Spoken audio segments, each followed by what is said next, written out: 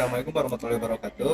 Di sini saya akan mempresentasikan hasil proyek besar algoritma dan pemrograman 2, yaitu tentang aplikasi pendataan konveksi April9. Untuk anggota kelompoknya, yang pertama saya sendiri, Muhammad Alfareja Juandi, dengan NPM 22552011-206 dengan kelas TIF HP22A. Dan yang satunya, Raffi Faujan Adli, dengan NPM 22552011-048 kelas TIF RP22A. Nah, untuk Rafid sendiri, dia akan mempresentasikan tentang aplikasinya itu sendiri. Lanjut, di sini pembahasannya yang pertama mengenai latar belakang, yang kedua tujuan, yang tiga perancangan aplikasi, yang keempat program aplikasi. Nah, untuk latar belakang pembuatan aplikasi penataan konveksi April9. Ini untuk latar belakangnya, yaitu perusahaan konveksi April9 merupakan sebuah perusahaan yang bergerak di bidang pembuatan pakaian, jadi khususnya konveksi untuk produk pakaian. Seiring dengan perkembangan dan pertumbuhan perusahaan, tantangan dalam pengelolaan data dan informasi menjadi semakin kompleks. Sebelumnya, perusahaan April9 mengelola data dengan menggunakan spreadsheet tradisional atau catatan tertulis. Namun metode ini terbukti tidak efisien, rentan terhadap kesalahan dan sulit dilacak. Tidak mampuan untuk dengan cepat mengakses dan menganalisis data juga menjadi hambatan dalam pengambilan keputusan yang efektif. Yang kedua, tujuan. Tujuan dalam pembuatan aplikasi ini. Ada beberapa tujuan dalam pembuatan aplikasi ini. Yang pertama, meningkatkan efisiensi, mengoptimalkan proses pendataan di perusahaan konveksi April9 agar lebih efisien, mengurangi waktu yang diperlukan dan meminimalkan penggunaan sumber daya manusia. Yang kedua, memastikan akurasi data, menjaga integritas dan kendala data yang dikumpulkan dan dikelola sehingga informasi yang tersedia konsisten, akurat, dan dapat diandalkan. Yang ketiga, memperoleh akses yang cepat, memberikan pengguna akses yang cepat dan mudah terhadap data penting, memungkinkan pengambilan keputusan yang lebih cepat dan tepat waktu. Yang keempat, meningkatkan pengelolaan pesanan, meningkatkan efisiensi dalam melacak dan mengelola status pesanan, termasuk menerima pesanan baru, pemrosesan, pengiriman, dan pemantauan status secara real time.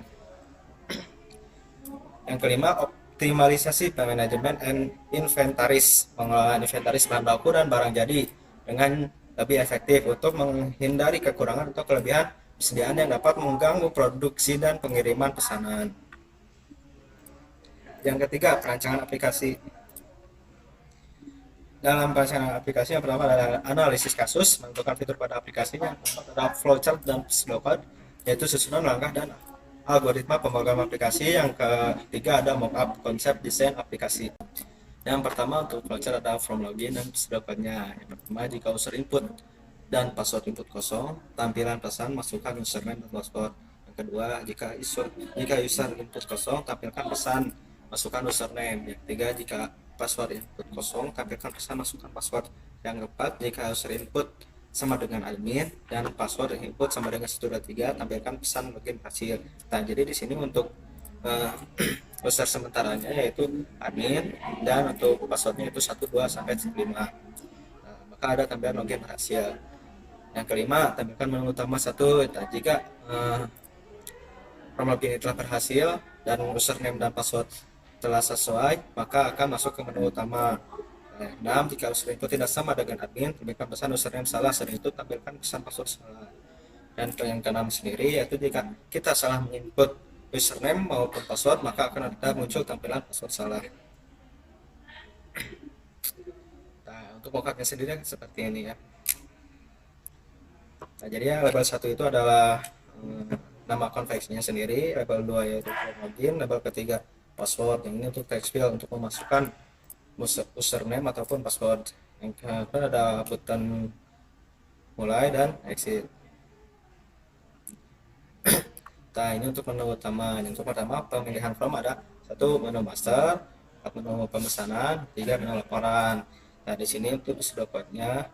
Jadi kalau kita mengklik menu master, maka kita akan langsung otomatis masuk ke menu master. Yang kedua, menu pemesanan juga sama dengan menu master. Yang ketiga, menu lapor juga sama demikian. Dan untuk yang keempat, logout, kita akan kembali ke from login.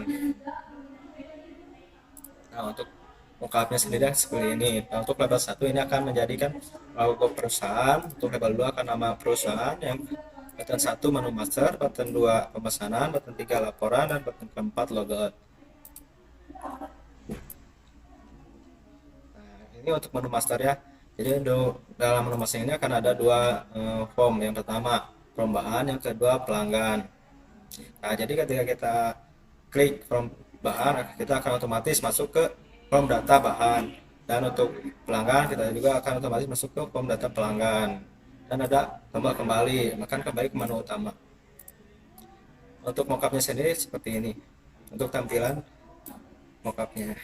Ya, level 1 itu akan nama menu, misalkan ini akan jadi menu master, yang button 2 akan from data bahan, yang kedua from data pelanggan, yang button 3 itu data kembali, untuk kembali masuk ke from data bahan. Nah, untuk vouchernya seperti demikian. Nah, untuk pseudocode-nya yang pertama mulai, yang kedua tampilkan formulir penginputan data bahan, yang ketiga baca dan simpan nilai untuk setiap file seperti nama bahan, jumlah jumlah roll, dan lain-lain. Yang keempat validasi input. Keempat pastikan semua file terisi dengan benar. Yang kedua cek sesuaian format data, misalkan jumlah roll harus angka dan lain-lain. Yang kelima jika validasi gagal, tampilkan pesan kesalahan sesuai dengan masalah yang ditemukan. Yang keenam jika validasi berhasil, simpan data bahan ke database, tampilkan pesan sukses berhasil formulir bersihkan formulir input. Nah, untuk mockupnya sendiri seperti berikut. Yang pertama ada label 1 yaitu untuk nama konveksi, yang kedua label 2 yaitu untuk ID bahan, label 3 untuk nama bahan, label keempat untuk supplier, label 5 untuk nomor HP supplier, label 6 jumlah roll, label 7 harga. Sedangkan button 1 sendiri yaitu ada from data bahan, terus ada button 2 ada button simpan, button 3 edit, button 4 hapus, button 5 kembali, dan untuk button 6 apabila kita mau mencari data yang telah tertumpuk dan ada di bawah, kita bisa mencari di sini. Nah, untuk label 8 itu untuk data. Lanjut ke from data pelanggan.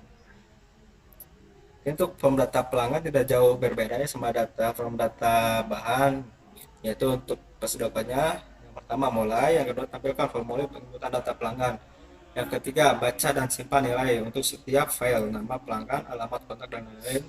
4 validasi input, pastikan semua file terisi dengan benar, cek kesesuaian format data, misalnya nomor kontak harus angka. Jika validasi gagal, tampilkan pesanan kesalahan sesuai dengan masalah yang ditemukan. Yang keenam, jika validasi berhasil, simpan data pelanggan ke database dan tampilkan pesanan sukses berdasarkan formulir input.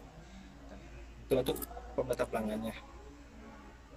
Nah, untuk mockupnya sendiri seperti ini, hampir sama mockup data bahan. Cuma ada beberapa file yang berbeda. Yang pertama ada label 1 nama konveksi, yang kedua label 2 ada ID pelanggan, label 3 ada nama pelanggan, label 4 ada nomor telepon, label 5 ada masukan email, label 6 ada alamat.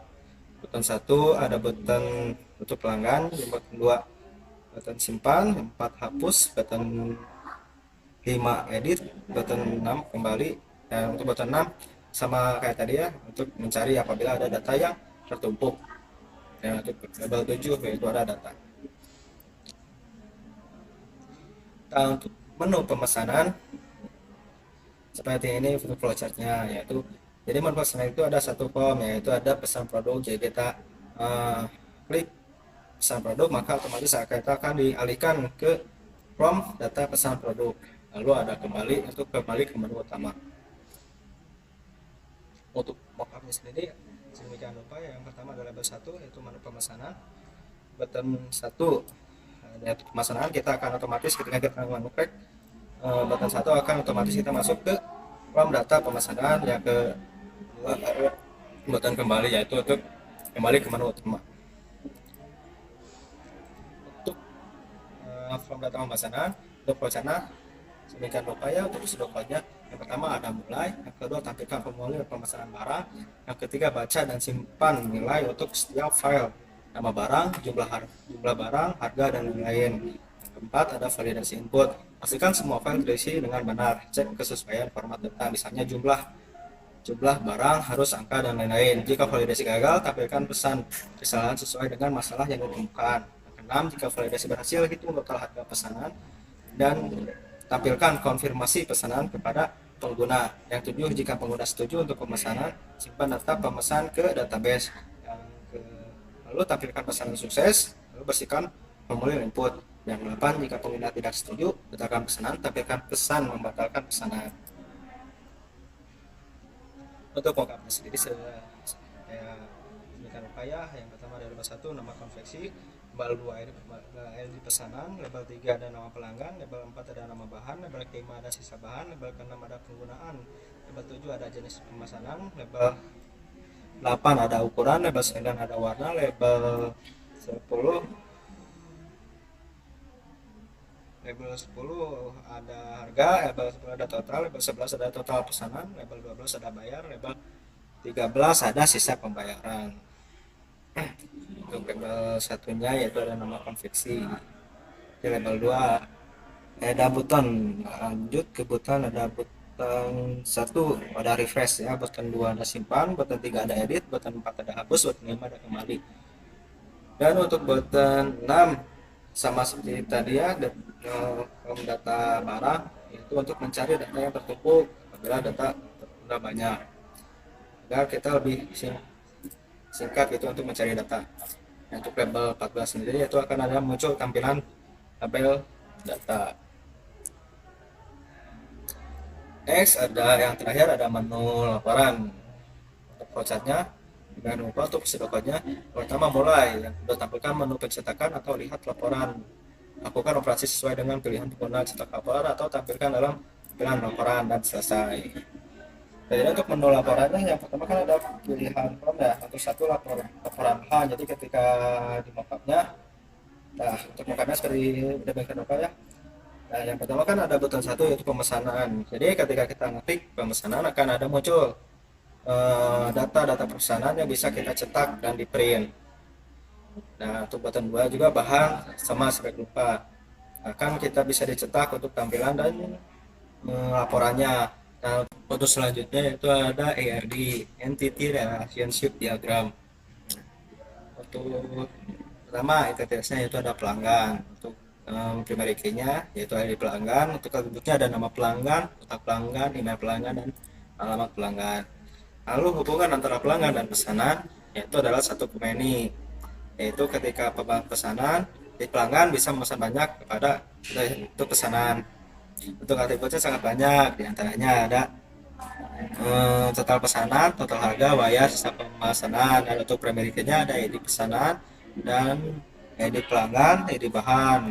Jadi jumlah bahan yang tersedia itu termasuk ke atribut, jumlah bahan yang dipakai, jenis bahan, ukuran, warna, dan harga. Lalu dari pesanan ada, untuk identitasnya ada bahan, untuk identitasnya yaitu ini to many. Jadi inputannya bisa untuk bahan sendiri. Untuk atributnya ada harga bahan, jumlah lot, kontak supplier, nama bahan. Untuk primary key-nya ada ID bahan. Untuk selanjutnya mengenai tampilan aplikasi dan tampilan data yang bisa dicetak akan disampaikan oleh rekan saya yaitu Rafid Hujan Adli. Halo, bersama saya Rafid Hujan Adli. Di sini saya akan melanjutkan apa yang telah dibahas oleh teman saya yaitu Muhammad Apareja tentang program yang kami buat. Di sini tampilan user loginnya seperti ini. Bila user tidak memasukkan username dan password, maka akan muncul notif seperti ini. Masukkan username dan password. Bila user hanya mengisi username dan tidak mengisi password, maka akan muncul seperti ini. Masukkan password. Bila username tidak memasukkan username dan hanya memasukkan password, maka akan muncul seperti ini. Masukkan username. Bila username salah memasukkan username, maka akan muncul seperti ini. Username salah. Jika user salah memasukkan password, maka akan muncul password salah. Oke, kita lanjutkan saja ke menu utama. Nah, jika notif berhasilnya akan seperti ini, login berhasil. Oke. Lanjut untuk ke menu utamanya seperti ini tampilannya. Di sini ada menu master, menu pemesanan, dan ada laporan. Nah, untuk di menu master ini kita menambahkan ada menu bahan dan pelanggan. Nah, di menu master ini kita untuk penginputan data ya. Jadi data-data untuk bahan dan bila ada pelanggan masuk ke menu master terlebih dahulu sebelum memulai pesanan. Jadi kita mendata terlebih dahulu. Untuk menu bahan seperti ini. Jadi di menu bahan ini ID bahannya akan tergenerate otomatis. Jadi kita hanya memasukkan nama bahan, misal kain polos. Di sini kita masukkan suppliernya, misalnya Asep. Kontak suppliernya 089, jumlah rollnya 5, harganya misalnya 500.000.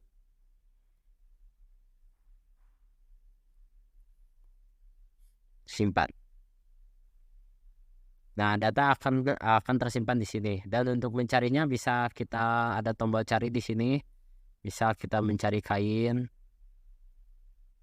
atau kain polos. Jadi kita tinggal mencarinya. Nah, di sini bila ingin merefresh di tombol barang ini untuk tombol refresh kita. Nah, ada edit, adapun edit. Kita bisa mengedit data ini. Misalnya kita mengganti kontaknya salah. Jadi 7777. Nah, misalnya kita sudah edit nih, kita pencet edit. Edit data berhasil. Nah, akan terganti di sini. Nah, untuk hapus ini ya untuk tombol menghapus data. Apakah yakin? Yakin. Data berhasil dihapus. Nah, seperti itu. Nah, ini untuk menu pendataan bahan. Kita kembali. Nah, di sini ada menu pelanggan.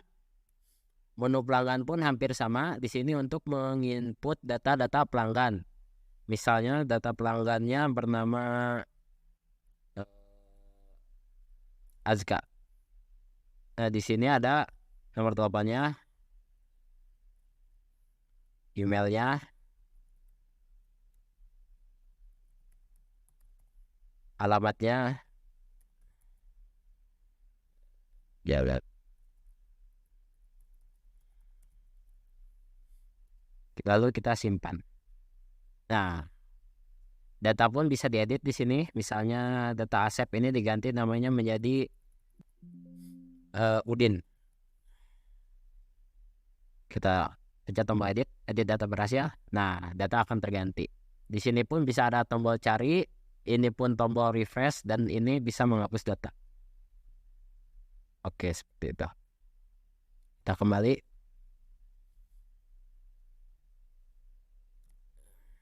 Nah, di sini ada pemesanan.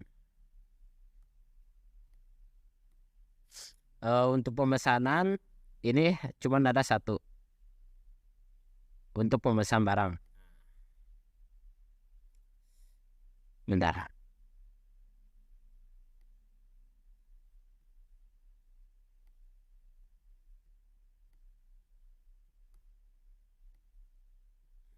Oke.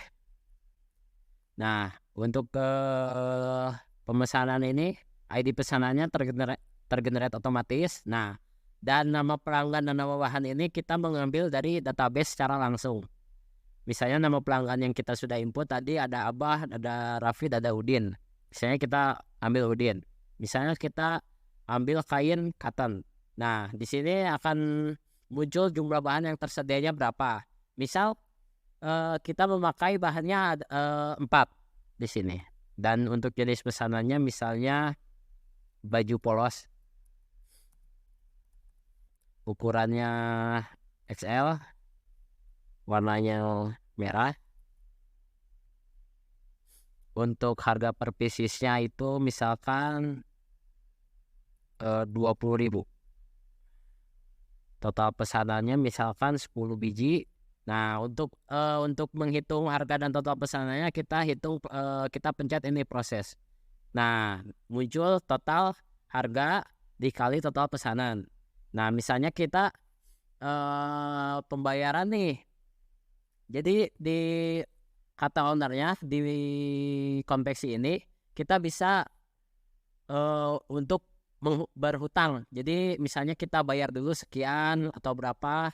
Misalnya kita ini harga total 200.000, kita bayar setengahnya dulu, yaitu 100.000. Misalnya hitung. Nah, di sini kita akan langsung muncul yaitu minus 100.000.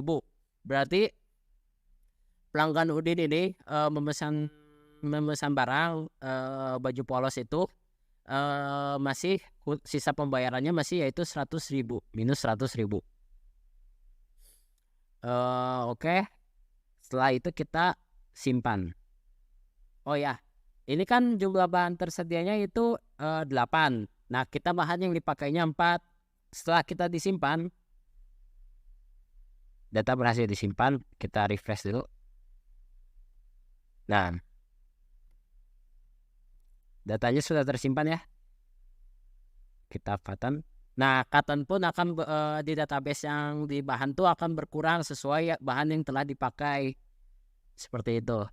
Di sini edit pun tombolnya sama, kita bisa mengedit apa takut ada pesanan yang salah atau apa. Di sini pun kita bisa mencari pesanannya, misalnya ingin mencari pesanan siapa. Nah, di sini pun kita ada tanggal pesanan masuk. Nah, di sini ada sisa pembayaran,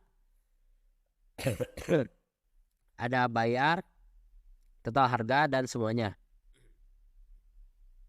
Nah, kita kembali ya. Nah, untuk menu laporannya seperti ini. Untuk menu laporannya ada menu laporan pesanan dan bahan.